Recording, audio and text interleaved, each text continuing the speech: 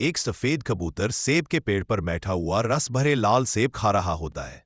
तभी एक शिकारी आता है और बंदूक से गोली चलाकर कबूतर को घायल कर देता है।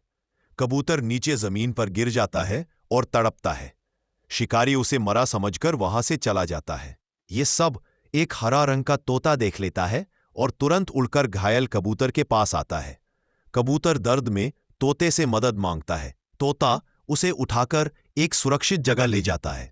बड़ी सावधानी से उसके शरीर से गोली निकालता है और उस पर दवा लगाकर पट्टी करता है।